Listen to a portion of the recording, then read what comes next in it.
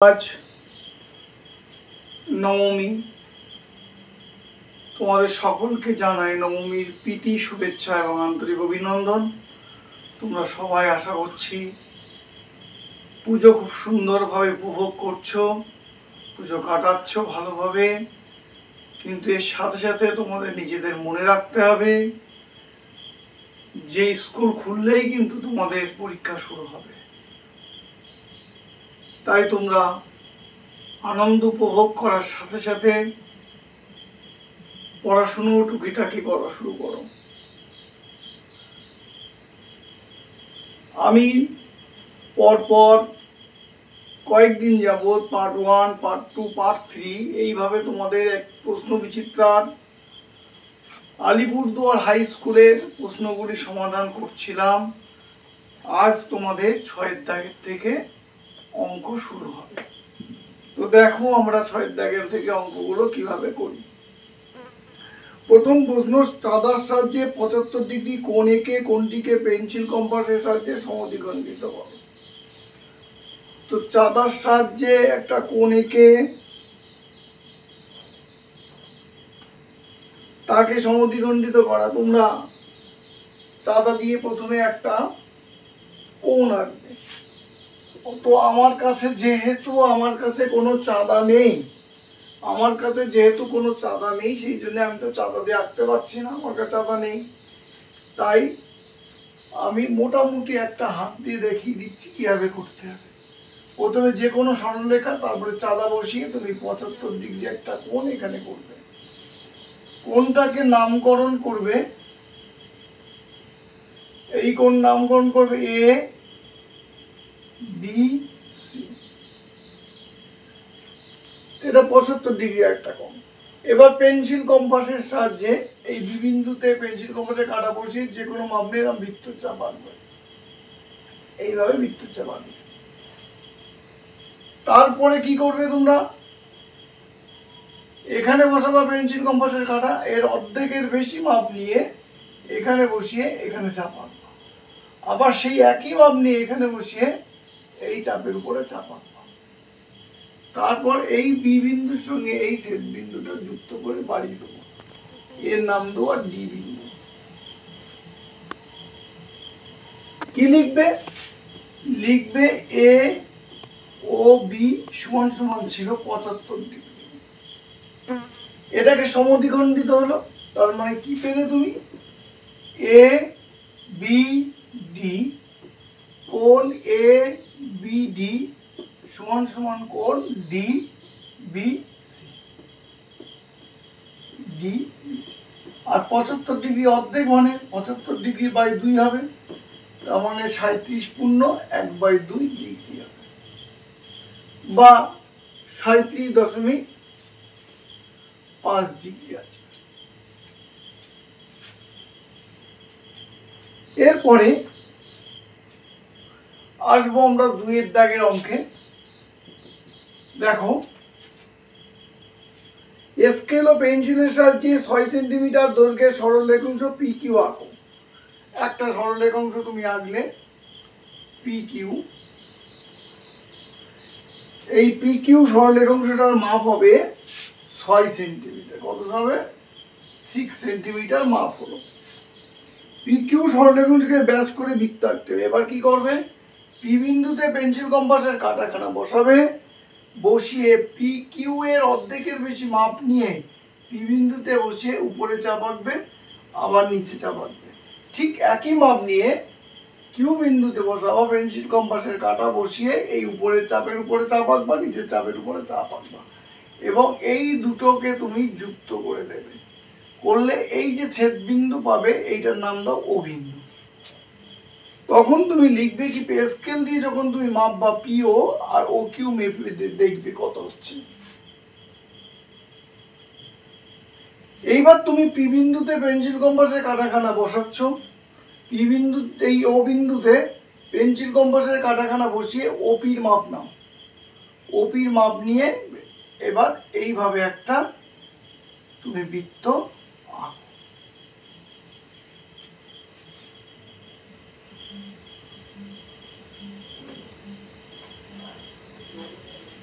তিনের দাগটা দেখো এবার। এবি সরলরেখাংশ নিয়ে তার একটি বহিস্থ বিন্দু পি থেকে এবি সরলরেখাংশ উপর একটি লম্ব অঙ্কন করো। তাহলে এবি একটা সরলরেখাংশ আঁকলাম, এবি একটি সরলরেখাংশ, তাহলে তীর চিহ্ন হবে না। এবি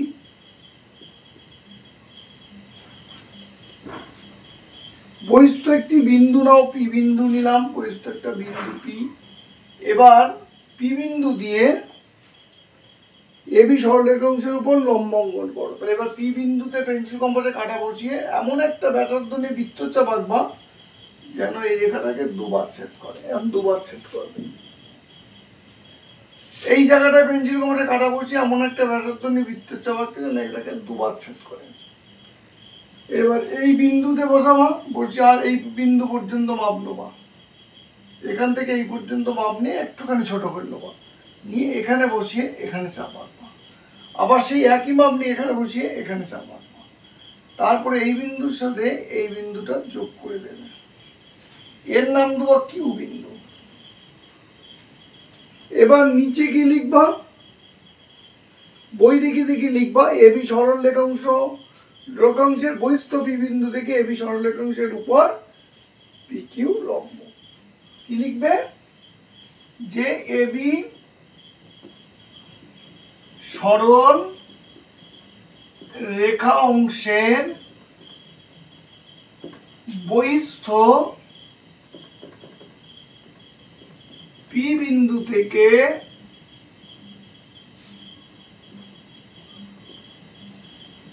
এবি সরল রেখা অংশের উপর লম্ব হলো পি কিউ। উপস্থিত ছাত্র সংখ্যা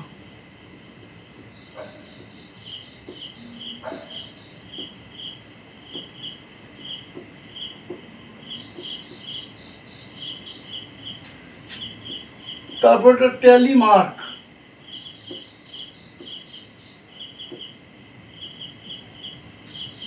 তারপরে লিখতে হবে দিন সংখ্যা ব্র্যাকেটে পরিসংখ্যা।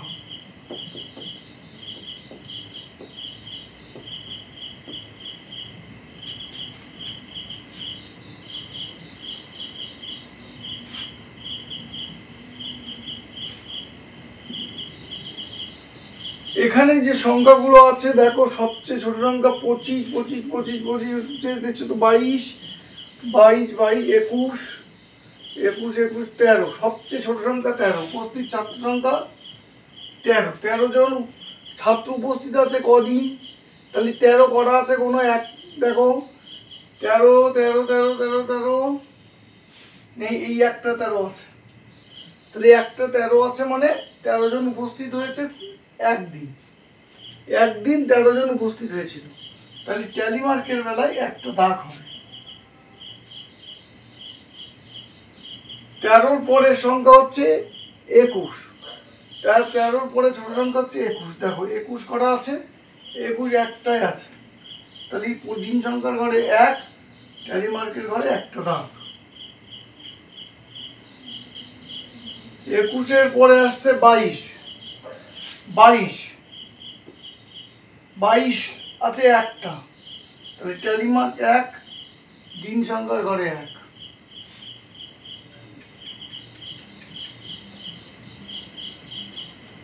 তারপরে আসছে দেখো 25, 25 করা আছে একটা, দুটো,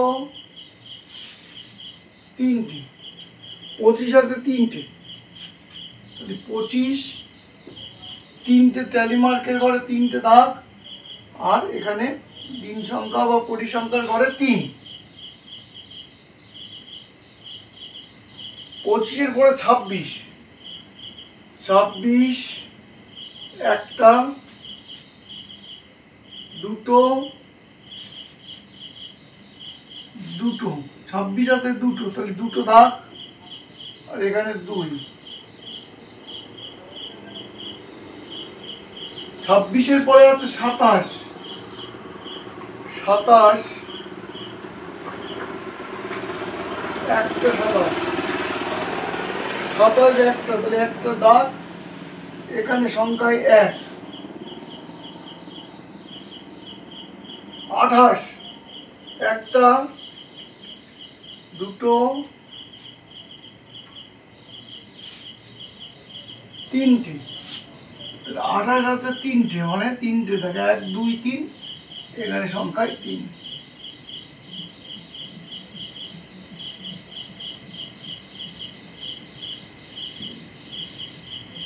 আঠাশের পরে আছে 29, একটা, দুটো, তিনটে, 29 আছে তিনটে, তাহলে তিনটে দাগ, সংখ্যায় 3।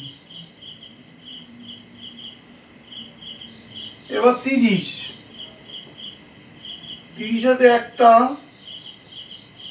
দুটো, তিনটে, চারটে, 30 মানে চারটে দাগ, 1 2 3 4, এখানে 4।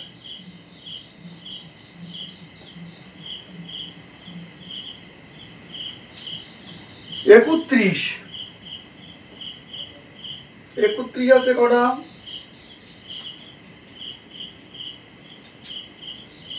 একটা, একটা দাগ, এখানে 1। 32,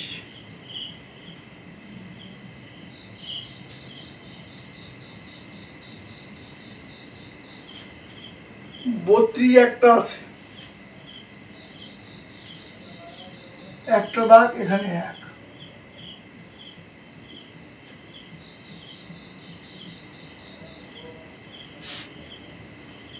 33 নেই, 34, 34 একটা আছে, একটা দাগ, এখানে 1।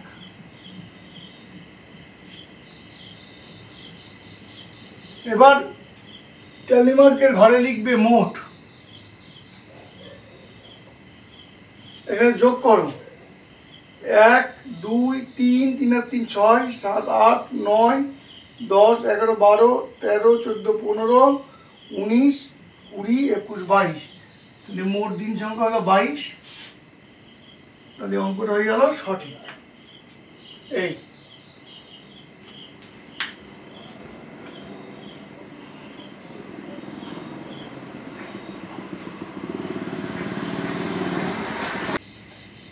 খুব ইজি অঙ্ক, দেখো, বাটামোড়ে রমেনবাবু ব্যাগের দোকান, বাটামোড়ে রমেনবাবুর ব্যাগের দোকান, মঙ্গলবার সাপ্তাহিক ছুটি থাকে, তার বুধ থেকে সোমবার পর্যন্ত ব্যাগ বিক্রির সংখ্যা নিম্নরূপ। বুধবার ব্যাগ বিক্রির সংখ্যা, বুধবার 40, বৃহস্পতিবারে 30, শুক্রবারে 35, শনিবারের দিন 25, রবিবারে 20, সোমবারে 30। নিজের সুবিধা মতো স্কেল নিয়ে এই তথ্য থেকে একটি স্তম্ভচিত্র অঙ্কন করো। তোমাদের এবারে স্তম্ভচিত্র অঙ্কন শেখাবো। তো প্রথমে খাতায় এইভাবে পরস্পর লম্বভাবে এইভাবে একটা রেখা টেনে নেবে। এটা এক্স, এটা ও, এটা ওয়াই অক্ষ। প্রথম পদে সব করা বিন্দু বসাতে হবে। প্রথমে আছে, প্রথমে 5 করে ধরে নাও, 5 10 15 20 25 30, এইভাবে সবচেয়ে বেশি কত বলেছে 40, 30 35 40 45, এইভাবে রেখাটা চিহ্নিত করো। এবার বুধবারে 40টা ব্যাগ বিক্রি হয়েছে, তাহলে 40-এর ঘরের থেকে এইভাবে একটা দাগ টেনে দাও 40 পর্যন্ত। এটাকে সিম্বলিং করো।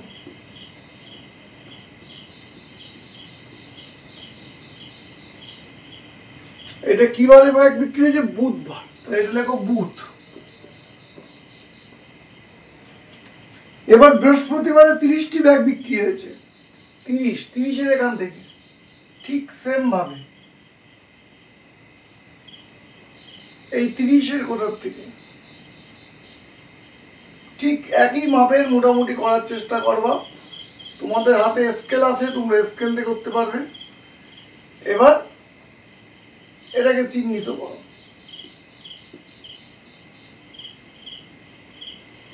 এটা বৃহস্পতিবার।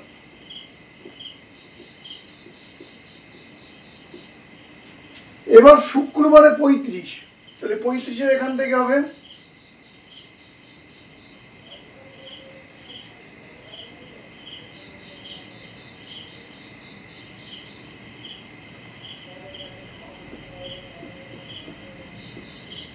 চিহ্নিত করে, আলাদা আলাদা চিহ্নিত করবে। শুক্রবার। এবার শনিবারে 25 এখান থেকে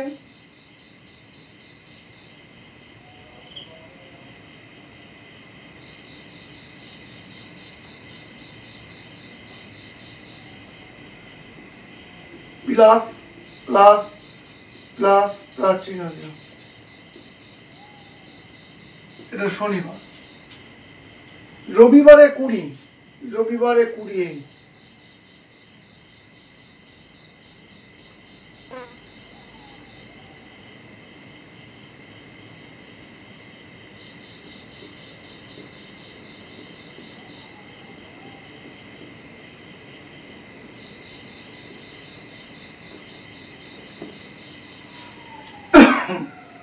সোমবারে 30, 30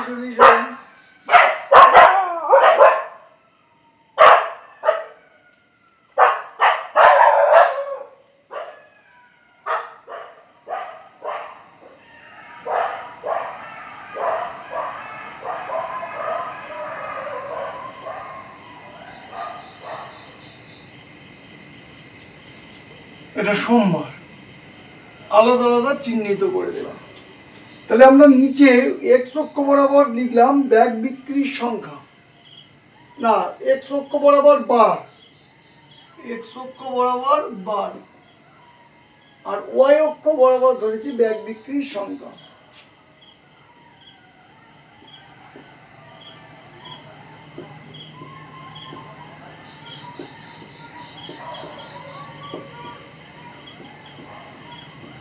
ব্যাগ বিক্রি সংখ্যা লিখে এভাবে চিহ্ন দেবে।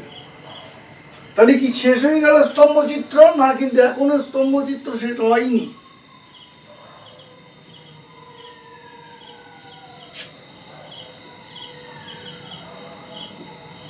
এক একক মানে 5টি ব্যাগ। এক একক মানে আমরা কটা ব্যাগ ধরেছি? 5টি ব্যাগ। একটা ঘর গিয়েছি মানে 5টা, তারপর দুটো ঘর গিয়েছি মানে 10টা। এইবার আমাদের স্তম্ভচিত্র কমপ্লিট হলো।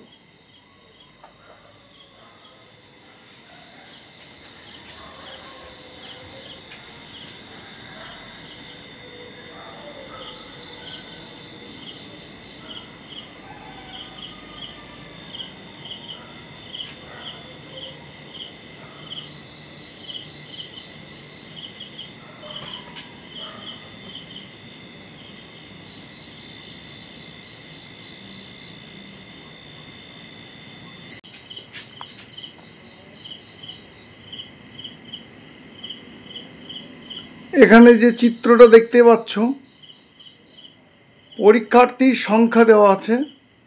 19 সালে দেখো 105 জন পরীক্ষার্থী, 20 সালে 100 জন, 95 জন 2021 সালে, 2022 সালে দেখো 110 জন, 2023 সালে দেখো 115 জন। এবার এর উপরে ভিত্তি করে প্রশ্ন কি চাচ্ছে দেখো, কোন সালে সব থেকে বেশি ছাত্র পরীক্ষা দিয়েছে? তো তুমি এখান থেকে দেখিয়ে নিচ্ছ সবচেয়ে বেশি দিয়েছে 2023 সালে 115 জন। কোন সালে সবচেয়ে কম ছাত্র পরীক্ষা দিয়েছে দেখে নাও, সবচেয়ে কম হচ্ছে 2011 সালে, মাত্র 95 জন পরীক্ষা দিয়েছে। তারপরে দেখো 2022 সালে কতজন ছাত্র পরীক্ষা দিয়েছে? তো 2022-এ যাও, 2022-এ দেখো এই এই মানে কত, 110 জন, 110 জন পরীক্ষা দিয়েছে। 2020 সাল এবং 2022 সালে মোট কতজন পরীক্ষা দিয়েছে? তাহলে 2020 সালে পরীক্ষা দিয়েছে, 2020 সালে 100 জন, আর 2022 সালে পরীক্ষা দিয়েছে 110। তাহলে 100 যোগ 110 মানে 210 জন। তো এটা আমি ওর খাতায় লিখে করে দিচ্ছি, দেখো।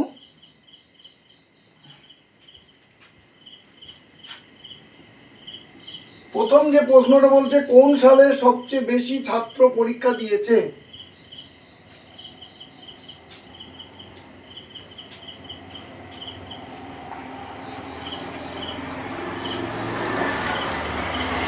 দু 2023 সালে সবচেয়ে বেশি ছাত্র পরীক্ষা দিয়েছে।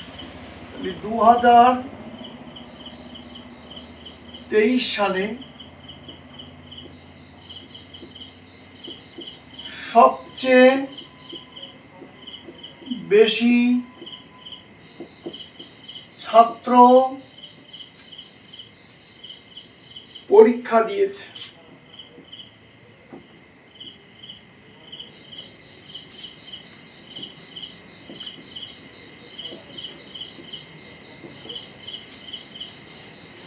কোন সালে সবচেয়ে কম ছাত্র পরীক্ষা দিয়েছে? 2021 সালে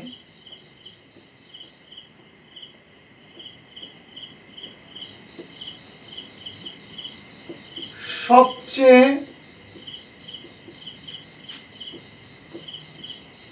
কম ছাত্র পরীক্ষা দিয়েছে।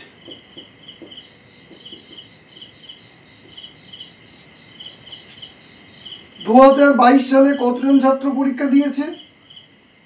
2022 সালে 110 জন ছাত্র পরীক্ষা দিয়েছে। 2022 সালে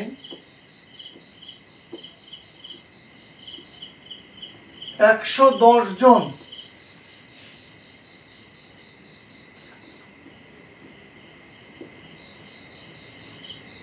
ছাত্র পরীক্ষা দিয়েছে।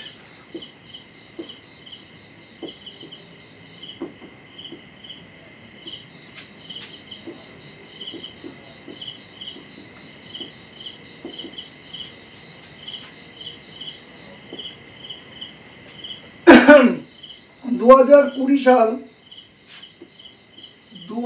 কুড়ি সাল এবং 2022 সালে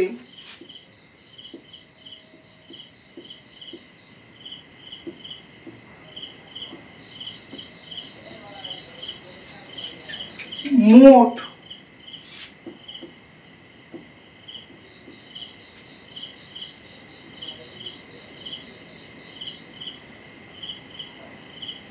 একশো যোগ 110 সমান 210 জন পরীক্ষা দিয়েছে।